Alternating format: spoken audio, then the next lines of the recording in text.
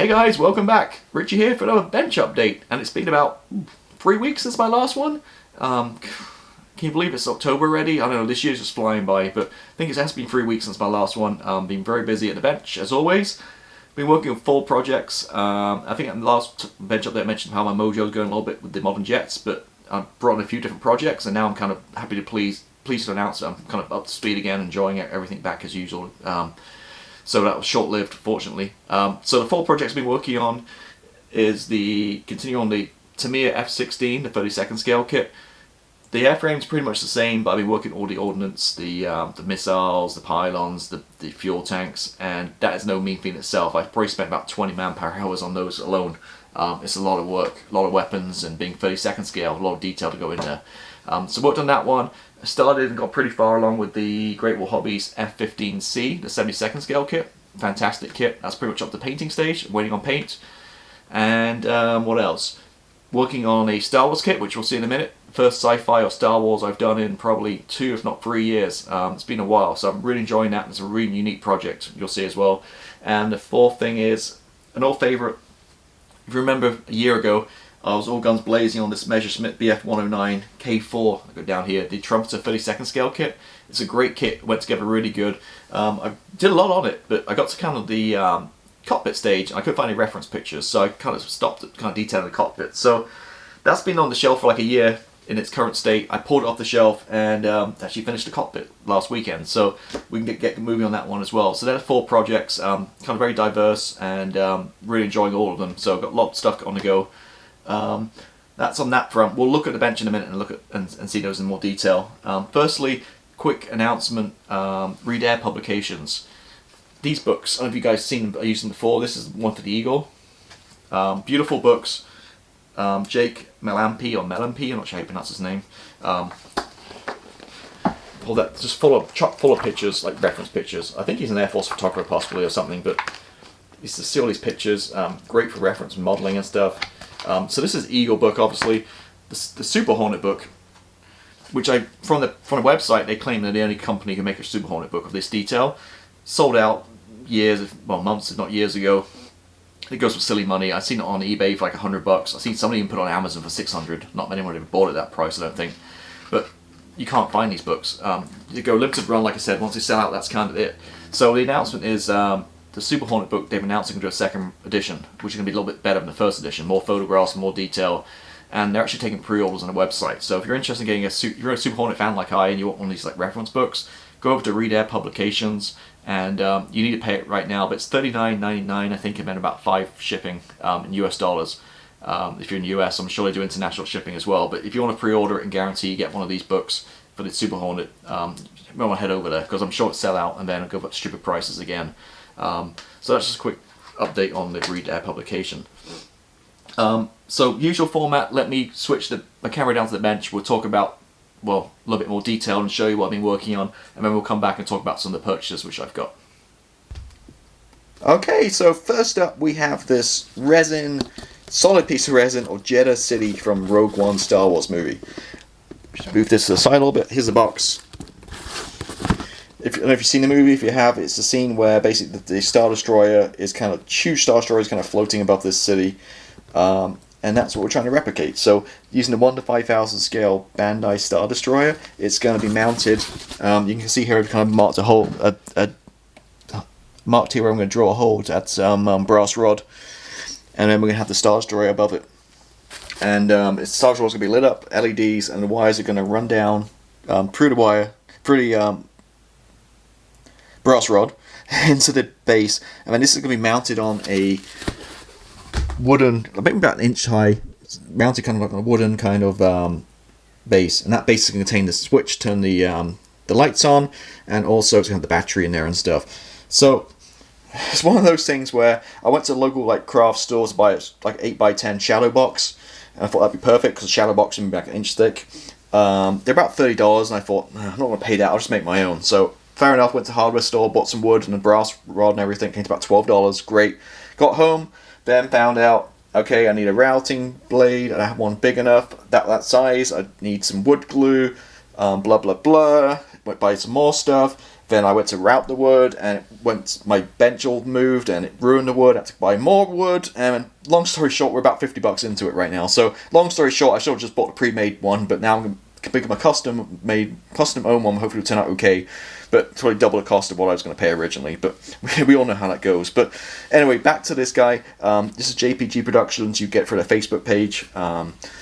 Several Star Wars kind of garage kind of kits, but this is really cool. You see this whole city. If I hold it kind of like this, you can see all the buildings on there. It went together really well on top. I actually used Mr. Surface of 500 just to fill a gap around the edge, but there were some gaps. You can see quite big gaps on each end where it fit. I could spend hours trying to blend it and fill it and stuff, but what I'm going to do in the end is, like I mentioned, it's going to go on a wood base. I'm going to use some sculptor mold and just resculpt this whole kind of bottom part, so cover these seams up. The whole bottom kind of, this hill, like earth area. It should be pretty simple, so I'll resculpt that and over the top of it, so plaster over these gaps. So we'll do that, and then we'll get it painted up like earthy tones. Probably spray it, first, and then come in all these little houses and pick out individual colors like gold for the domes and that kind of stuff. So a lot of very interesting, a little bit different. A lot of hand painting involved, plus some carpentry and stuff, and some electronics. So it's a cool little project. So that is the city of Jedha. I really just got to the stage where I just glued everything together pretty much and took care of this, the gaps and stuff. But it's heavy, very heavy. You actually see it's like solid resin. See how thick the resin is. Okay, I'll put that carefully to the side. Next up, we'll just talk about this guy. This is a Great Wall Hobbies F15C in 72nd scale.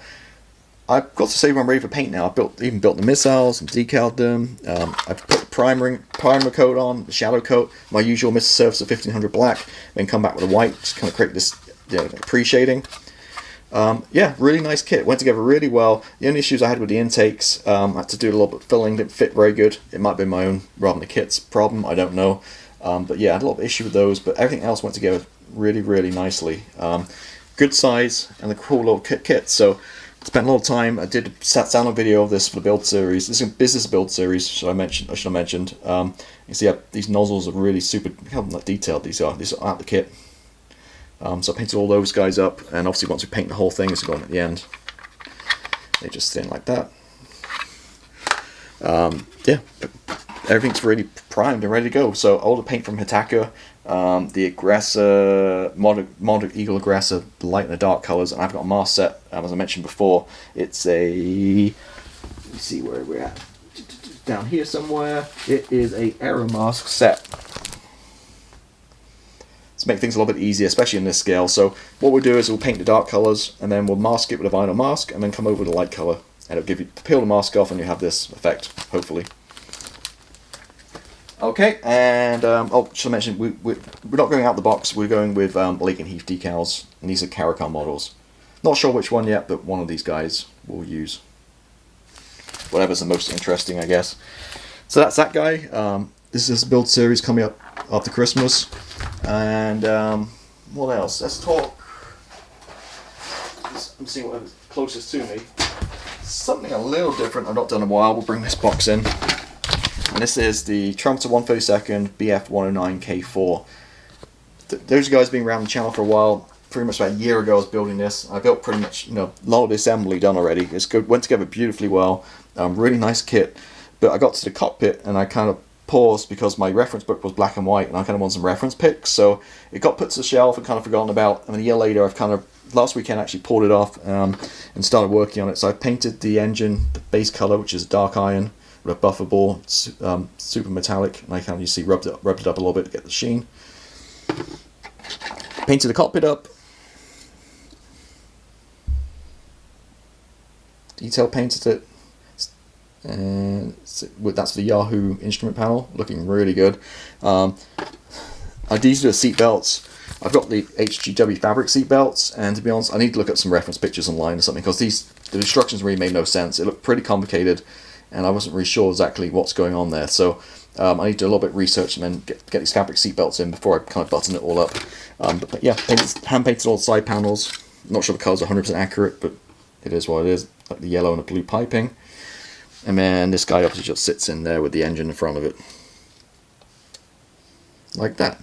So that's what I'm up to with that one. That's kind of a slow time project. Like I said, I'm kind of work stop a little bit to figure out the seat belts, and then I'm kind of crank on and get things bumped together. The wings are all done. That was done a year ago. And all the rest of the stuff. So that's that. If you see, I'm keeping them all in like boxes, all my parts, keeping them together so I don't lose. And lastly, it's this little guy. Now, these are my F16 Weapons from the Tamiya kit. Loadout is really cool because the afterburner decals I'm using for Op Resonate North or Northern Watch actually have the loadout and what to have on each aircraft. So I followed that. So we have 2 HARM missiles, 3 AIM 120Bs, a Sidewinder, monopods, and also the fuel tanks. I'm not sure why I have Q-tips in here, but anyway. So these are all took probably about 20 hours work to be honest to get this stage. This is going to be part number 4, I think, of the video build. And that video I just finished editing. It's going to be about 45 minutes long. So I talk about the whole thing. I talk about assembly, paint, and weathering those fuel tanks. If you can see kind of over here, the really kind of went to town with weathering on these guys. 4 stages: pre-shading, post-staging, post-paint, pre-shading, post-shading, using a Ushi van der Osten, the template, the scatter paint template, which I just talked about in the video. Then used a clay panel line wash, and then finally came in with neat oils to get this effect. Those guys know been around these Navy jets. Well, it's actually not Navy, it's Air Force One, right? But any Air Force and Navy, the fuel tank's always kind of bashed up a little bit. I've seen when I went to Oceana Air Show a couple of years ago. I saw hundreds of these guys just stacked up, and they're just worse condition. They're really kind of beaten up and really kind of bad looking. So, and a little bit, I like to weather, so kind of really over weathered and kind of went with these guys to kind of give it a nice effect. And one final thing I did too is just with a sponge, just tiny little bit of metallic paint at the end, just to scratch like chips and stuff on the front. And that was pretty much it. But really liking how those are looking. Not sure how to turn out on the camera.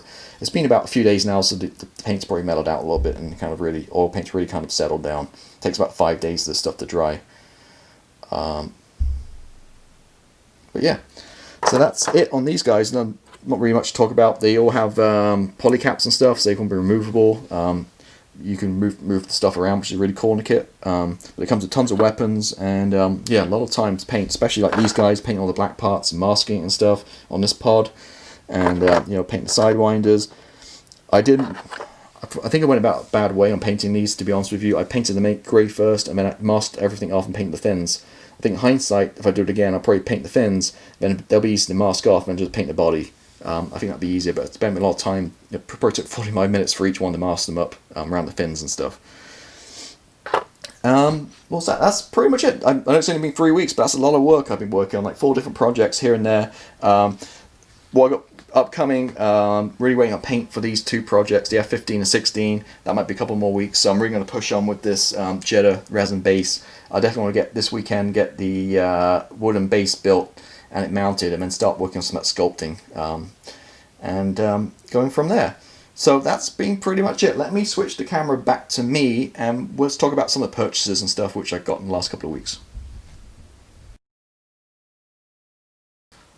So there you go. So let's talk about some of the purchases which I've got. So, well, obviously I've got the Jedha City, which Star Wars you've just seen, and to go along with that, I did manage to pick up the Star Destroyer in the same 1:5000 scale Bandai. I think this is going to go up for review on Tuesday. It's really, really nicely detailed, a great kit, but it's not big. It's like, you see the size of the box. It's probably about a foot long, but obviously goes with the City. But there's not many pieces. There's like 2 sprues. I mean, you're looking like maybe an hour project to just clean up and build this thing max, which I'm a little disappointed about. But I mean, if you're into painting weathering, this is probably perfect for you because you're not spending hours of time building it. Also, from looking at some other videos online, it seems like this isn't a Rogue One model. This is or a New Hope. It's for a little bit later on. This is Empire Strikes Back or Return of Jedi. There's a few little nuances which we'll talk about in the video. You can get 3D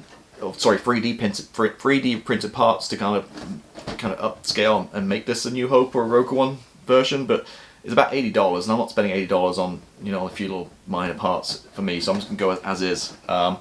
They do two versions. This is a non-lighter kit. They do a lighter kit as well. The lighter kit is about $50 more, but to be honest with you, I went on eBay and I bought some LEDs and a button and a few little electronics for about $12, and probably get the same if not better effect. I got some flickering blue lights for the engines, warm white for the rest, and you have all the stuff in here, like the holes are already drilled and everything, so it's ready to go with lighting. So that's where we're at with this. These are sold out pretty much everywhere right now. I think maybe it's a supply chain issue from Japan.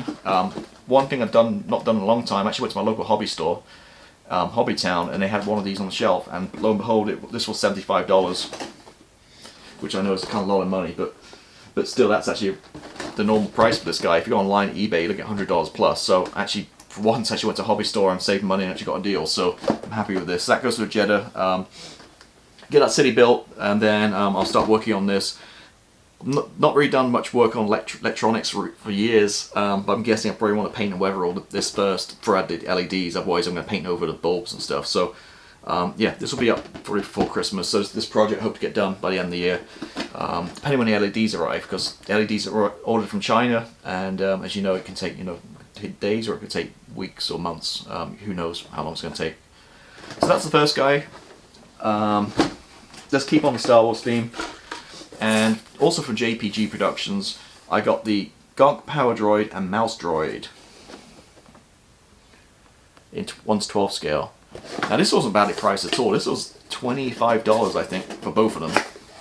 Let me kind of open this up and kind of give you an idea what's going on. So the Mouse Droid, I actually got two in here, which I think is an error. But you get the tiny little Mouse Droid, which again I'm not sure how you can see much of the light.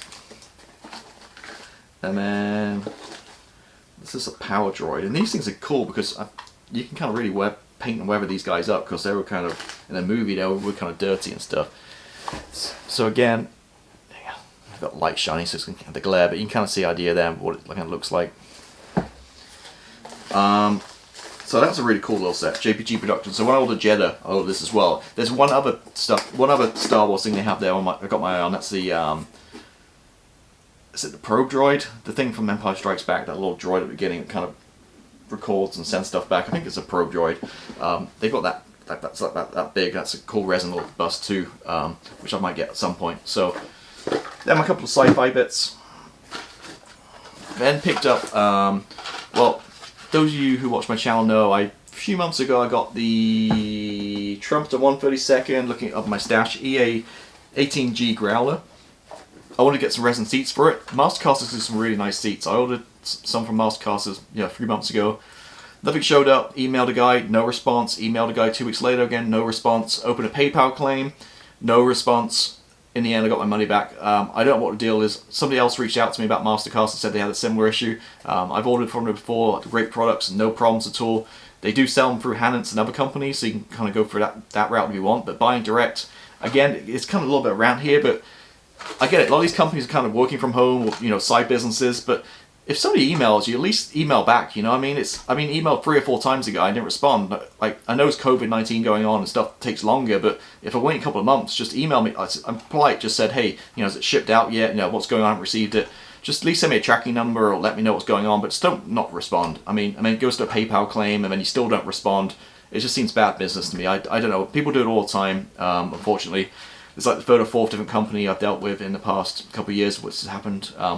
You order something, no response, goes to PayPal, no response, just disappear from the face of the earth. So that's Mastercasters on the blacklist. Who else? There's been a few others too, but that's just my mini rant. So I didn't get the seats, so I went online. I've got a wholesale account with Squadron, and they do, True Details do a couple of NACE's SJU 17 resin seats, which I got from them. They look actually pretty similar to the Mastercaster ones, so no great loss. So I got these couple of little 32nd scale seats, resin seats, when I get around to building that. So, as I mentioned earlier, the Read Air Publications bringing out that Super Hornet book, that's going to be perfect, because it's going to feature the Growler. So that'll give me some great reference to material to build that big guy, plus I got the seats for it now as well. Then here's something completely unusual. As I saw those seats, I saw a bigger seat. So if you saw my review this week, just past Tuesday, I got a 1/10 scale NACE's seat as well. And I apologize. I've been working so much like S15s and 16s. I got Aces 2 in my mind. So when I did that review video, I was talking about colors. I was probably talking about the Aces color, not the Aces. The Air Force, not the Navy one. So this is in fact black. It's not grey like the Aces. And the cushion color is correct per the box. So I was coming around. I put a note in the description and stuff to let people know. But just yeah, I apologize. When I was talking about colors, I was getting my seats mixed up. But again, that's the 1 to 10th scale Aces seat, and this is really awesome. Again, if you haven't seen my review, go check it out. It's real short, not long. I'll give it a quick teaser.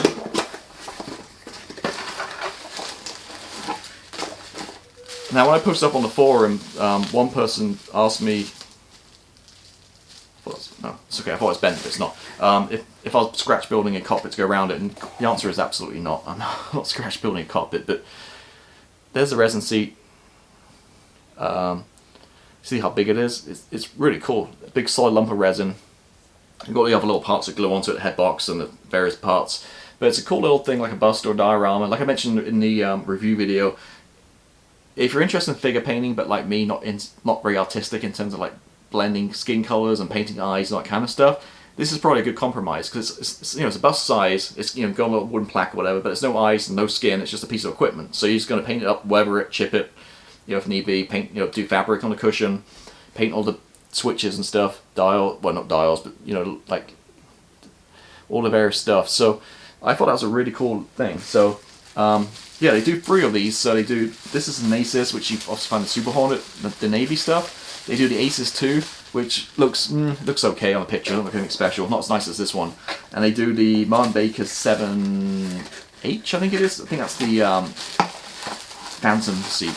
That looks really nice as well. But yeah, these 1/10 scale seats, I thought they were really cool. So yeah, check that out. And that is it. I've got a few other things on the way. Well, I've got one thing on the way I know, expecting the Farewell Tornado from Revell. That's on its way from the UK. From Jedha, I ordered it, so I'm sure, as always, there'll be no packaging. It arrived bashed up, and it'll probably take like 2 months, but hey, it is what it is. Then a bunch of pre-orders coming out this fall, so I talked about it in the last video, but I think the next one up is probably maybe the Zvezda Herc, the C130 K. I think that's very soon. That's going to be released, 72nd scale, and that's going to look really nice. Tons of decal options I've seen. They got the Gulf War RAF, which I'll probably do. They got the US Air Force. They got Polish Air Force, and they got somebody else on there too, which I don't quite remember. So lots of decal markings. I've seen the sprue pictures and it looks really nice. So that Herc's finally a nice new Herc coming out. Then on the heels of that, I think we're looking at the Tornado GR4 from Italy, the 1/32nd scale kit. That'll be out around about November time. So that's probably what was on a deck coming up soon. So that is pretty much it. So talking about upcoming, like I said, I got the Star Wars stuff coming up next couple of weeks for my reviews on Tuesdays, as always. On Fridays, my build videos continue with the little Growler, the 72nd scale one, and then we switch on to the KC-135, will be the next one up straight after it, which pretty much takes us up to Thanksgiving. After that, we'll be on to the big Tamiya F16 32nd scale one. Usual, as always, Tuesday reviews, Friday build videos, for at least for the rest of the year. Next year I'll reevaluate and see. To be honest, the build videos, I don't get a lot of reviews for what I take a lot of time. It kind of saps the modeling kind of excitement away from me a little bit, video, because you have to film it, you have to edit it, you have to put it up. Obviously I don't get paid, no ads, nothing, so it's a free service. So it does drain, and if I'm not getting the views for that, I don't know if I can carry that on. We'll see. Again, I'll see how the next couple of series go. Committed to the F16 and the F15. After that, I don't know. We'll see what the future holds next year, and go from there, I guess. And that's it. Well, one last thing. Again, I've talked about it before. If you're new, just the thumbnails of my videos are color-coded to help you. So if it's a red, it's a review. If it's a grey, it's a bench update. And if it's a blue, it's a build video. So when you're glancing through my channel videos real quick, you can see by the color of the kind of the banner behind the text is color-coded, so it can help you kind of understand which category it falls in. And that really is it this time. So thanks for watching, as always. Appreciate all the new subscribers, all the kind comments, and as always, post comments. I always answer them as quick as possible, sometimes within a few hours, at least within a day, probably. Sometimes a little bit glitchy, sometimes I don't get notifications of comments, so unless I actually go in on my desktop and check, I don't know any comment is there. So it's the YouTube studio is a little bit glitchy, like I said, but I do get to them and do respond to all the comments and questions. So yeah, hope you guys are staying safe, and I'll be back in another 2 or 3 weeks with another bench update. In the meantime, check out those other videos and have a good one. So thank you and goodbye.